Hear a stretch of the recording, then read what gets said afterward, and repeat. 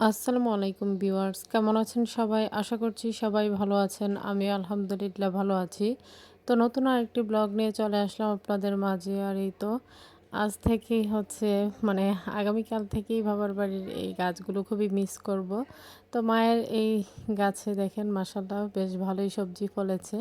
আবার এসে হয়তোবা এই সবজিগুলোকে আমি দেখতে পাবো না। আবার গাছটা হয়তোবা মরে যেতে পারে। যাই হোক, তো আজ যেহেতু চলে যাব, তাই নাস্তা করেই চলে আসছিলাম ছাদের উপর গাছগুলো একটু দেখার জন্য। আর আপনারাও কিন্তু এই ছাদটাকে খুবই মিস করবেন। আবার যখন বাবার বাড়িতে আসব তখন অবশ্যই আপনাদের মাঝে শেয়ার করা হবে। কিন্তু এবারের মতো আজই শেষ। তো জানি না আবার কখন আসা হবে। তো যেহেতু দীর্ঘদিন বাবার বাড়িতে কাটিয়েছি, বাচ্চারা অসুস্থ ছিল, তো এভাবেই আর কি দীর্ঘদিন কিন্তু কেটে গিয়েছে বাবার বাড়িতেই।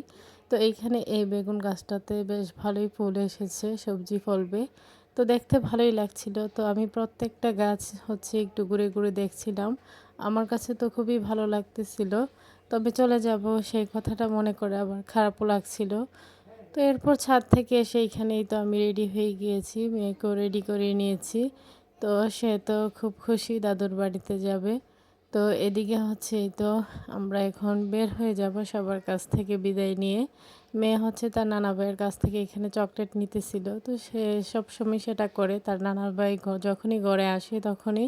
তো আজ থেকে সেও মিস করবে। বাবা আমাদের সাথে একটু পথ এসেছিল, তারপর গাড়ি থেকে নেমে পড়ে, যেহেতু বাবা অসুস্থ তো সেজন্যই।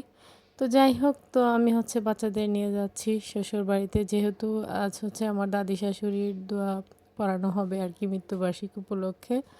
তো সেজন্যই মূলত যাওয়া। তো দীর্ঘদিনই তো বাবার বাড়িতে কাটিয়েছি, তো আজ চলে যাচ্ছি।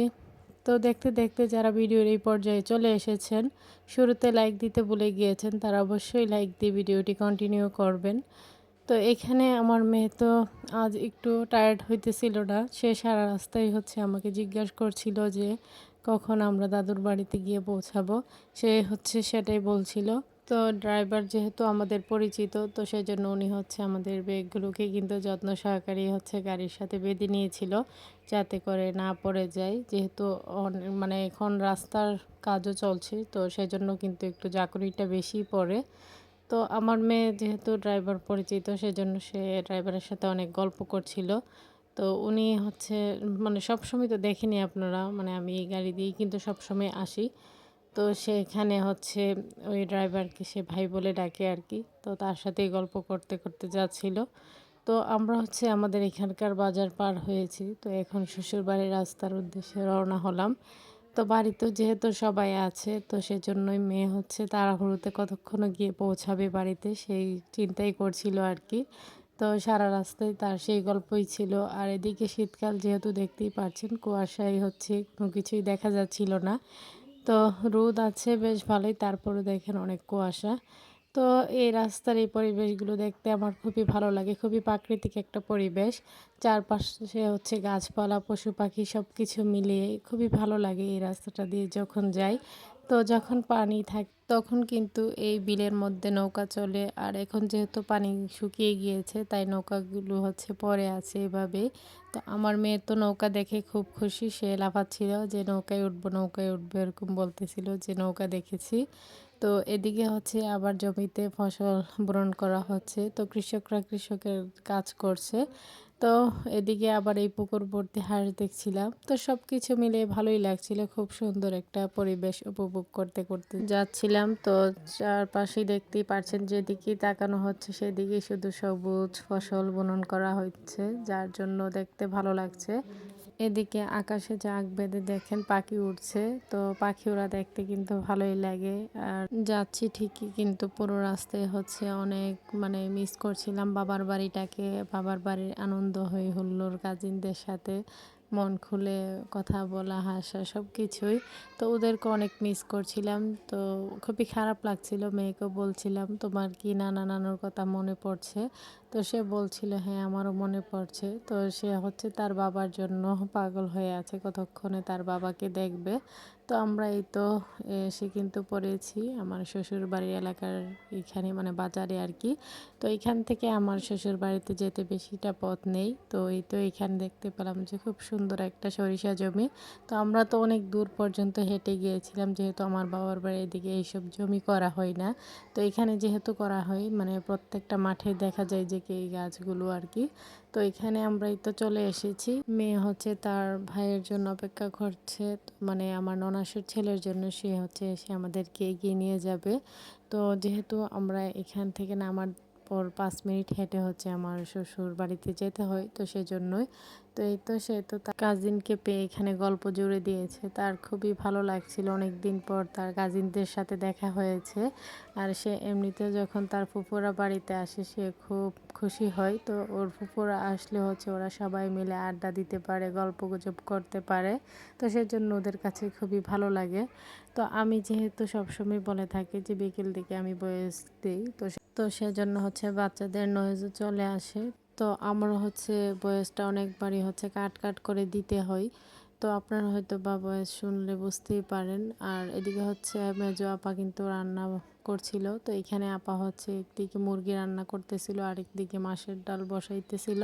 তো এগুলি আর কি আপা রান্না বান্না এসে দেখছিলাম। তো এখানে আমার ননদও ছিল, মানে আমার 2 ননাস এবং ননদ সবাই ছিল। তো আপা সবসময় বাড়িতে আসলে আপাই রান্নাটা করে যদি কোনো অনুষ্ঠানের রান্না হয়। আর আপা খুবই ভালোবেসে রান্নাটা করে। তো যেহেতু আপার হাতের রান্নাটা বেশি মজার। তো এদিকে আমার মেয়ে কিন্তু এসে তার কাজিনদের সাথে আবার সরিষা জমি ঘুরে চলে এসেছে। তো সেইখান থেকে আবার ফুল নিয়ে এসেছিল। তো রুমে আসতে না আসতেই সে কিন্তু বাহির থেকে ঘোরাফেরা করে চলে এসেছে। তো তার খুবই ভালো লাগছিল যেহেতু সবাই ছিল এখানে। আর এই ছিল আর কি আমার রুমের অবস্থা।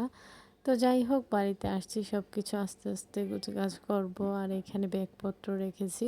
তো সবার কাছে আমার ছোট্ট একটি রিকোয়েস্ট, কেউ স্কিপ করবেন না, পুরো ভিডিওটি দেখে নেবেন। ভিডিওর কোনো অংশ দেখে যদি আপনাদের একটু ভালো লেগে থাকে, লাইক কমেন্ট শেয়ার করে দিবেন। আমার ছোট্ট চ্যানেলটিকে সাবস্ক্রাইব করে বেল আইকনটি বাজিয়ে দিবেন।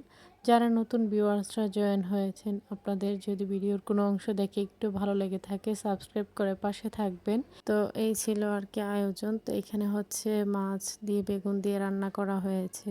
আর এখানে ছিল মুরগি দিয়ে আলু রান্না, সাথে ছিল মাছের ডাল আর দুধ। যেহেতু মানে দই, মানে দুধটা আনতে দেরি হয়েছিল, তো সেই জন্য আবার শীতকাল, তাই হচ্ছে দই বসানো হয়নি। যদি দইটা না বসে তো সেই জন্যই দুধই হচ্ছে জাল করা হয়েছে। তো এই ছিল আর কি, মানে দাদি শাশুড়ির দোয়া উপলক্ষে আয়োজন। যেহেতু হুজুরও চলে এসেছে, তো আমার বাসুর এসেছে হচ্ছে আর কি হুজুরকে যে খাবার দাবার মানে দেখানোর তো একজন থাকতেই হয়। তো দোয়াটাও ভাই হচ্ছে ধরবেন, তো সেজন্যই ভাই আসতেন, সবাই তো আর আসা সম্ভব নয়। তো এদিকে হচ্ছে আমরা খাবারগুলো রেডি করছিলাম আর হুজুর হচ্ছে দোয়া ধরছিল আর কি। পরে আমরা দোয়া করে হচ্ছে হুজুরের খাবারটা সার্ভ করি। এরপরে এদিকে আবার দোকানের যে খাবারটা দেওয়া হবে সেটাই আর কি, আমি এখানে সালাদ কেটে নিতেছিলাম। তো এগুলোই আর কি, সবাই মিলেমিশেই টুকটাক করে কাজ করলে কিন্তু সব কাজই সহজ হয়ে যায়। তো এরপর আমরা দুপুরের খাওয়া দাওয়া করে নিয়েছি। তো এরই মধ্যে হচ্ছে বিকেল দিকে আর কি, তো বড় ননাস চলে যাবেন। তো আর হচ্ছে মেজো ননাস থাকবেন আর ননদ, আর ওনারা যাবেন একটু বাইরে কাজে আর কি, ননদ আর মেজো ননাস। তো সেজন্য আমার মেয়েও পাগল বানিয়ে ফেলছিল, ওদের সাথে যাবে। তো ওকেও দিয়ে দিয়েছিলাম। পরে হচ্ছে অফ ক্যামেরায় ওকে আমি শীতের পোশাক আর জুতা চেঞ্জ করে দেই। তো ও হচ্ছে পুপিদের এত পাগল, মানে পুপিরা এসে কোথাও যেতে হলে ওর সাথে যাবেই।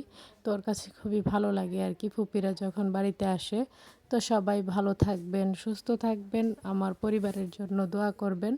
আশ্বিন স্যারকে দেখে সবাই মাশাল্লাহ বলে দিবেন। সামনে নতুন কোনো ভিডিও নিয়ে আবার চলে আসবো আপনাদের মাঝে। সেই পর্যন্ত আশা করছি সবাই সাথেই থাকবেন, ফুল সাপোর্ট দিয়ে যাবেন। তো এই পর্যন্তই, আল্লাহ হাফেজ।